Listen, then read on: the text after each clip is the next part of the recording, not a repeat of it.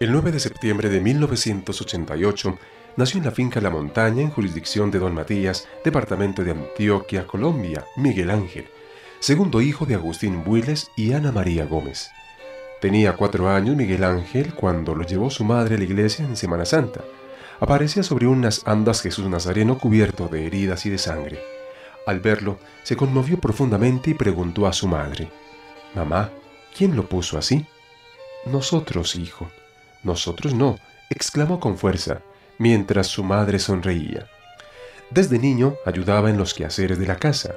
Mostraba gran inclinación a la piedad y buscaba lugares y ocasiones para satisfacer sus devociones. La Santísima Virgen, San Miguel Arcángel, San Luis Gonzaga y el Ángel de la Guarda eran sus predilectos. Su madre lo había ofrecido a la Santísima Virgen y al Arcángel San Miguel desde antes de nacer. Al llegar a los 7 años, sus padres se trasladaron a Don Matías, con el fin de propiciar el estudio a los hijos. Se levantaban a las 4:30 de la mañana para asistir cada día a la Santa Misa en la iglesia parroquial. Miguel Ángel quiso ser acólito y lo consiguió, aunque el sacerdote debía pasar el misal, pues el niño no alcanzaba al altar. Leía con entusiasmo los anales de la Santa Infancia y rezaba cada día el Padre Nuestro por la propagación de la fe, con la jaculatoria a San Francisco Javier. El Señor sembró en él la semilla misionera que creció con el transcurso de los años. Doña Anita enseñaba a sus hijos la doctrina cristiana y les hablaba de las misiones y de los misioneros, haciéndoles observar fotos de las revistas. Era afable, alegre, compartía con sus compañeros de juego. Le gustaba subirse en una batea y navegar por el riachuelo que pasaba cerca al predio familiar.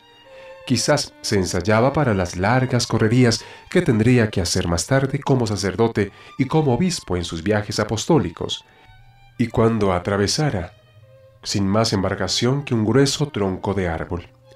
En una ocasión le obsequiaron un corte de tela para un pantalón. Era la Semana Santa y las modistas estaban recargadas de trabajo. Fue donde varias de ellas rogándoles que se lo hicieran, pero todas le daban la negativa. Finalmente fue donde una: «¿Puede hacerme el favor de coserme un pantalón? Les he pedido a fulana y a sultana, pero no han podido». «Niño, yo no soy un tapahuecos de nadie». Entonces, según él afirmaba, hizo el propósito de que en su vida él sí sería tapahuecos. Con gran anhelo esperaba el día de su primera comunión, a la cual se preparó con fervor y, según le confió a su hermana Ana Rita, hizo entonces 3 votos: de ser siempre pobre, de hacerse sacerdote y de celebrar su primera misa en el altar de la patrona de su parroquia, Nuestra Señora del Rosario. Él mismo dice: «Esperaba con muchísimo anhelo el momento de la comunión para entretenerme con mi Dios, y me fastidiaba el toque de la campana que me obligaba a interrumpir la íntima unión con el amado». Terminada la primaria, hubo de suspender sus estudios por la pobreza de sus padres, que no les permitía entrarlo a un colegio, y por otra parte, se desató entonces la Guerra de los 1000 días, terminada la cual el párroco, padre Leonidas Lopera, fundó el Colegio San Rafael, y allí pudo avanzar en sus estudios Miguel Ángel, con otros compañeros, entre los cuales estaba Lázaro María Hernández, quien fue su amigo de infancia, de juventud y de seminario. El padre Lopera, intuyendo la vocación de los 2 jóvenes, puso gran empeño en enseñarles el latín, y también proporcionó a Miguel Ángel el estudio de la música, para la cual tenía gran facilidad. Llegó a dominar la flauta, la dulzaina, el tiple, la guitarra, el piano, la lira, el clarinete, el pistón y el barítono. Perteneció a la banda municipal. Algunos temieron que esta aptitud lo alejara de su vida de piedad, pero no fue así. Él pensó: «¿Y si toco por amor a Dios?». Y así lo hizo realmente. La música fue para él una gran ayuda en su vida misionera, y puso más tarde gran empeño en propiciar su aprendizaje entre sus hijos e hijas de los institutos por él fundados. Así su arte le sirvió para amar y hacer amar a Dios. Los que lo conocieron en esta época de su vida nos dicen que era modelo de humildad y sencillez, muy dado a las cosas eclesiásticas, de carácter apacible. Era la admiración de sus compañeros y su fuerza de voluntad se ejercitaba victoriosamente en la lucha contra las dificultades. teniendo siempre por norma el cumplimiento del deber. Era obediente, afectuoso, callado, manso y alegre. Sin embargo, esa mansedumbre y esa dulzura no eran tan naturales en él. Las alcanzó a fuerza de vencimientos propios y repitiendo frecuentemente la jaculatoria: Jesús manso y humilde de corazón, haced mi corazón semejante al vuestro. Pasados 2 años en el colegio, hubo de retirarse por la situación económica de la familia, y se dedicó, junto con su padre, a labrar la tierra. Salía desde el lunes hacia las laderas del Porce y allí trabajaba toda la semana. Los sábados subía la cuesta del Matasano, cargado con los frutos de la tierra que habría de vender el domingo en el mercado del pueblo. El 7 de marzo de 1907 se abrió el seminario de San Pedro, Antioquia, y a él ingresaron Miguel Ángel y Lázaro María Hernández. El primer año los costeó el padre Leonidas Lopera, y luego, por su dedicación al estudio, obtuvieron becas. Ambos ingresaron al año tercero, gracias a los estudios realizados en Don Matías y a las clases de latín y de ciencias eclesiásticas que les había dado su párroco. Miguel Ángel se ganó desde el principio el cariño de sus superiores, los padres eudistas. En 1911, tuvo oportunidad de leer la autobiografía, Historia de un alma de Santa Teresita del Niño Jesús, muerta hacía 14 años con fama de santidad. El libro lo había traído de Francia el padre José Tresel, sacerdote eudista, y para Miguel Ángel fue una revelación. Sintonizó enseguida con la espiritualidad de la Santa Carmelita. Le pareció tan grande, tan perfecta en el ejercicio de las virtudes religiosas, tan sacerdotal y misionera, tan amante de nuestro Señor y de las almas, y sobre todo con un corazón tan semejante al suyo, que no pudo menos de formar desde entonces un solo corazón con ella. Sobre todo le entusiasmaban sus frases relativas al apostolado y su amor a las almas, así como su promesa de derramar desde el cielo una lluvia de rosas y su acto sublime de amor al morir. Todo esto lo cautivó y lo impulsó a elegirla desde entonces como su compañerita de labores. En sus años de seminario en la ciudad de Antioquia, a donde pasó en marzo de 1911, recibió una gracia especial. Ante una pequeña imagen del Sagrado Corazón de Jesús que le acostumbraba a adornar con flores, se sintió impulsado a realizar con el Divino Corazón un convenio de amor. Amado mío, cambiemos corazones, y dígnate meter en las cavidades de tu pecho este pobrecito corazón mío, y entre tanto, permite que entre en las cavidades de mi pecho el divino y palpitante corazón tuyo, y verás cómo pasará tu sangre divina por mi infierno, pero amante corazón para santificarlo y derretirlo de amor, y entre tanto, la sangre de mis venas pasará por tu divino y enamorado corazón, y me encenderás todo mi ser en tu divino fuego.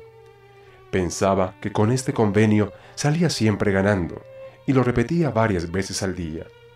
Este recuerdo lo guardó siempre muy grabado en su mente, y muchas veces indicaba algo semejante a sus hijas religiosas en su dirección espiritual. Mucho sufrió durante su permanencia en el seminario, careciendo absolutamente de todo. Se acostumbró a sufrir. Todos los viajes los hacía a pie. Estudiaba en libros ajenos. El clima malsano de la ciudad de Antioquia iba minando su salud. En 1914, siendo diácono, estuvo a las puertas de la muerte, pero la providencia divina, que lo tenía para grandes cosas, permitió que los médicos lograran salvarlo. El 29 de noviembre de 1914 tuvo lugar su ordenación sacerdotal, junto con su compañero de estudios, Lázaro María Hernández. Los ordenó Monseñor Maximiliano Crespo. El 8 de diciembre cumplió en Don Matías su voto de la primera comunión, celebrando la Santa Misa en el altar de Nuestra Señora del Rosario. Después de 4 meses dedicados al estudio y de obtener las licencias necesarias para dedicarse al ministerio sacerdotal, recibió su primera obediencia. Coadjutor en la parroquia de Valdivia y misionero en las regiones del Bajo Cauca antioqueño, desde Puerto Valdivia hasta Nechí. Paseándose un día por los corredores del Seminario Menor de San Pedro, se detuvo de pronto y exclamó: «Cuando yo sea sacerdote, seré misionero». Esa idea iba germinando poco a poco en su corazón y crecía al conocer más y más la espiritualidad misionera de Santa Teresita. Ahora, al iniciar sus labores apostólicas, se iba afianzando más aún. Empezaba apenas la colonización del Bajo Cauca. El padre Willes tenía la salud agotada por el paludismo y sin embargo emprendió con ánimo una larga misión de 40 días, acompañado por los padres Ignacio Egaña y Antonio Arias, jesuitas españoles misioneros. De ellos aprendió muchos secretos para su labor misionera. Él mismo nos decía: «Cuántas miserias veían mis ojos en aquella primera y fervorosa excursión. Cuántas miserias. 2 santos jesuitas me acompañaban, el padre Arias y el padre Egaña. Su fuego santo vino a inflamar más el mío. Cuando, bogando río abajo, me detenía en cada caserío y contemplaba a aquellos pobres cuasi salvajes, tan numerosos, y quienes, extendiendo sus manos suplicantes, me pedían pan para sus almas, me venían con obsesión aquellas palabras de Jesús: la mies es mucha y los operarios pocos. Salvar estas almas de los mundos nuevos. Pero veía tantas, y yo, pobre misionero, víctima del paludismo, escuálido, macilento, ¿qué podré hacer? Sin embargo, vibraba, ansioso de salvar esas almas, y las del Magdalena, y las del Caquetá, del Putumayo, del Amazonas. ¡Ah! Y qué osadía, las del mundo entero. Terminada la misión, regresó a su parroquia. Vivía en contacto continuo con sus feligreses, teniendo para todos avisos y consejos saturados de cariño, palabras de consuelo para los afligidos, de fuerza para los débiles y severas represiones para los sembradores de impiedad. Iba hasta los últimos rincones de su territorio, internándose en lo más oscuro de la selva, donde lo esperaban sus hijos espirituales. Cabalgando en su pobre mula o a pie, sin hacer caso de los ardores del clima ni de su desgastada salud, salía por caminos desiertos y por las trochas abiertas en el monte, en busca de almas sumidas en las tinieblas a quienes mostrar la luz que ilumina y el camino que conduce al cielo. La fuerza para perseverar en su vida de inmolación la hallaba al pie del sagrario, sentado horas y horas en el presbiterio de la solitaria iglesia de Valdivia, oraba, rezaba el oficio divino y se preparaba, sin darse cuenta, para los altísimos ministerios que Dios le confiaría más tarde. En noviembre de 1916 fue nombrado como párroco de Toledo y en 1917 de Santa Isabel y el Tigre. Iba al nordeste antioqueño como oveja en medio de lobos, a luchar contra toda clase de errores y prejuicios. En medio de la pobreza vivía feliz desempeñando sus funciones de párroco y luchando sin descanso contra el vicio y el error y contra los enemigos de Dios. Atendía a todos, acudía a confesar a los enfermos y a administrarles los santos últimos sacramentos, hasta los más apartados rincones. En diciembre de 1918 fue nombrado párroco de Remedios. También allí se internaba en la inmensa selva en busca de las almas. Nos dice: mi inquieta juventud se internó por esas dilatadas regiones de 75 leguas de largo y 24 de ancho, desde los nacimientos del Cimitarra hasta su desembocadura en el Magdalena, para repartir las migajas del pan del catecismo a aquellas pobres gentes que en pequeñas aberturas levantaban sus chozas, quedando rodeadas de la maraña, de las fieras y de las serpientes. Bien hubiera querido engullirme la selva, pero por sobre los copos de la selva milenaria se levantaba hasta Dios mi espíritu y exclamaba: envía operarios a tus mies. Si esto es en Antioquia, pensaba, ¿qué será en otras regiones de Colombia? Y si esto es en Colombia, ¿qué será en otras regiones de América? A veces me sentía oprimido por la melancolía de los bosques solitarios y de esas almas más solitarias todavía, y ansiaba volar, de modo que hasta en sueños lo recuerdo muy bien, desde el alto de San Agustín, más allá del alto de la Ceja, me espacié en raudo y apacible vuelo una noche, hasta las playas arenosas del Magdalena en busca de las almas, con gran alegría mientras volaba, pero con gran desilusión cuando al despertar resulté sin alas y tan pesado como la víspera. Empero volví a levantar mi corazón y extendía de nuevo la mirada al resto de mi patria. Veía las regiones extensas del Sinú y del San Jorge, del Atrato y del Magdalena, del Meta y del Baupés, del Caquetá y del Urabá, de la Guajira y del Chocó, de San Martín y el Casanare, de Arauca y Tierra Adentro, de Tumaco y San Andrés, y luego, Al rumor de las olas se iba mi espíritu hasta las más remotas islas y hasta las regiones paganas del más lejano oriente, y exclamaba de nuevo: la mies es mucha, envía operarios.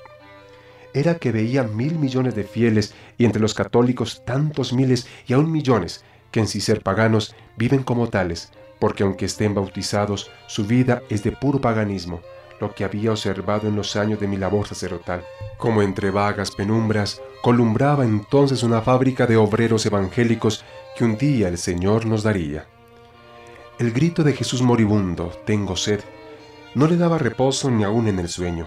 Su alma encendida en el divino amor y en el cielo por la salvación de las almas, pero su corazón se consumía por el paludismo, de modo que tuvo que ir a reponerse por algún tiempo en tierra adentro, hoy Aragón.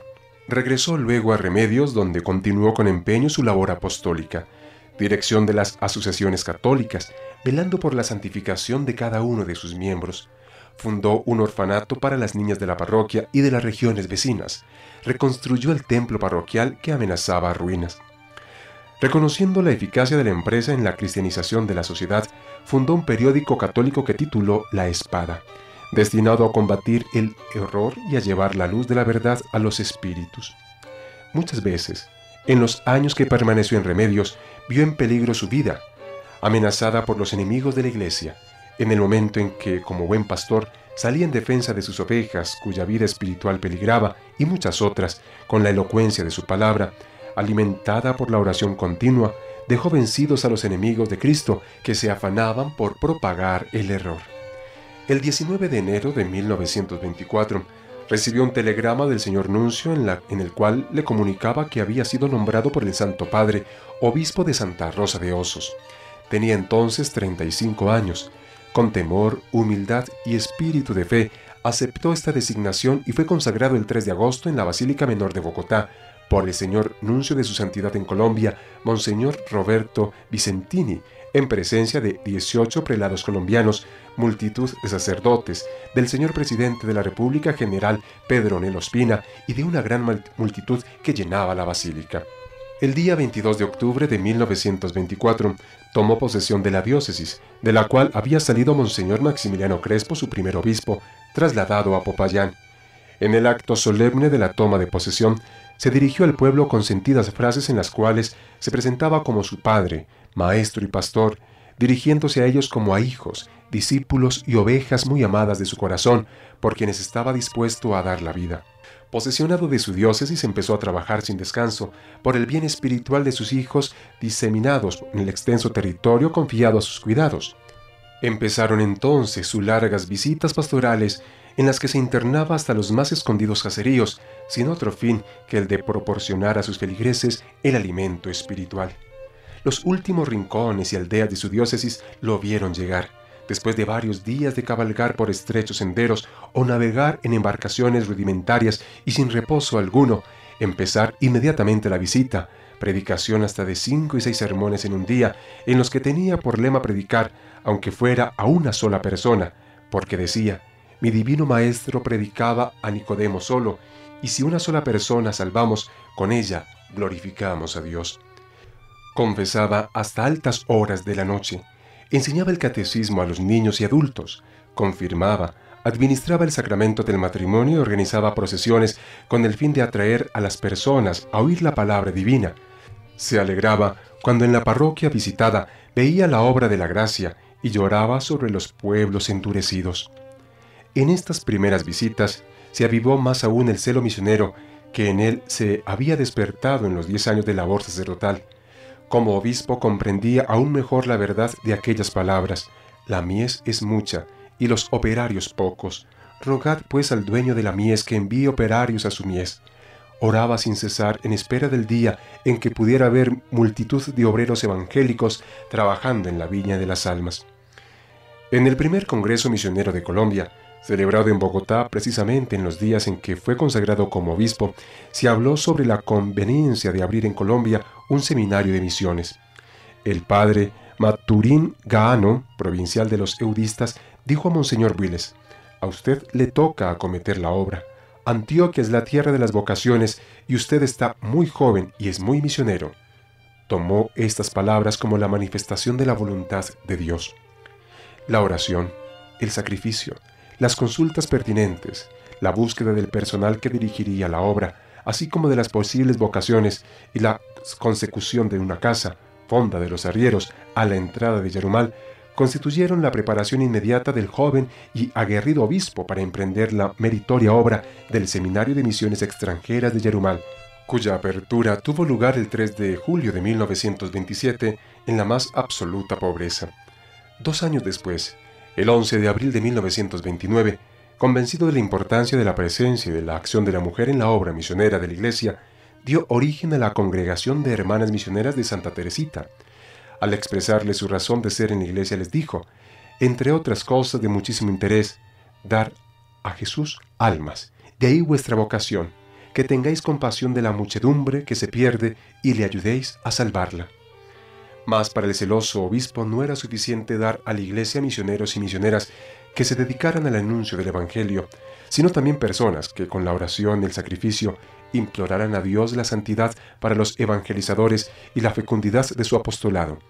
Entonces, el 11 de abril de 1939, funda la Congregación de Hermanas Teresitas Contemplativas, quienes con su oración y sacrificio intercederían por la santificación de los sacerdotes en general y especialmente por la de los misioneros de Yarumal, las misioneras de Santa Teresita, y en reparación de las ofensas hechas a Dios.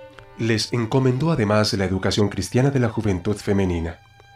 Sus ansias apostólicas los llevaron a fundar 13 años más tarde, el 11 de octubre de 1951, la Congregación de Hijas de Nuestra Señora de las Misericordias, con la finalidad de dedicarse a la catequesis y a difundir la devoción y el culto a la Santísima Virgen bajo la advocación de Nuestra Señora de las Misericordias, tan querida para él.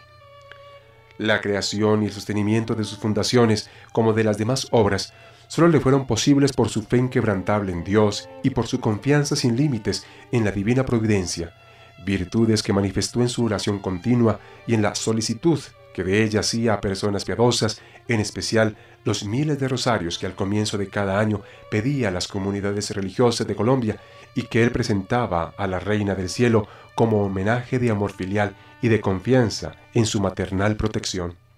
Todo el ser y el quehacer de Monseñor Builes, el obispo misionero, tuvo indudablemente su origen y consistencia en su entrañable amor a Jesucristo, centro de su espiritualidad y a quien veía en las personas que evangelizaba. Meditando en la 6ª estación del Vía Crucis, dijo al Señor: «También yo, oh mi Cristo ensangrentado, también yo quiero enjugar tu rostro bendito, no ya en el camino del Calvario, sino por las ciudades y las selvas, y ya que no en tu propio rostro, sí en el de tus tantos millones de civilizados y de hijos de las selvas, que, porque viven manchados de los esputos del pecado impuro, y de los homicidios y de los hurtos, y de los polveros sanguinolentos del crimen, yo quiero enjugarlos, porque veo en ellos tu propio rostro, imagen tuya, y quiero darte todos los días de mi vida, enjugar tu rostro en la persona de tus hijos, los pobres pecadores, haciéndome santo». Su amor a la Santísima Virgen era la de un hijo que guardaba para su madre las mejores ternuras de su corazón.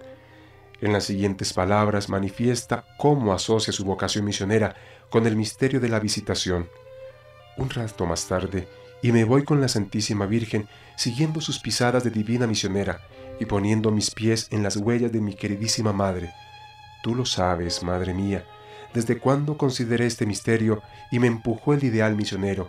Al meditar tu visita misional a tu prima Isabel, resolví pisar siempre sobre tus sacratísimas huellas para llevar la vida de Dios a muchas almas, como tú llevaste a Juan la santificación o limpieza del pecado original, y a Isabel una abundancia de gracias incalculables sobre las que ya poseía. Recitaba continuamente el Santo Rosario, y no dejó de invocar a la Santísima Virgen con el Ave María, ni aun cuando ya había perdido sus facultades mentales, y ella, la Madre Buena, vino a recibir a su hijo a la hora del mediodía, cuando las campanas invitaban a la oración con el rezo del Ángelus el 29 de septiembre de 1971.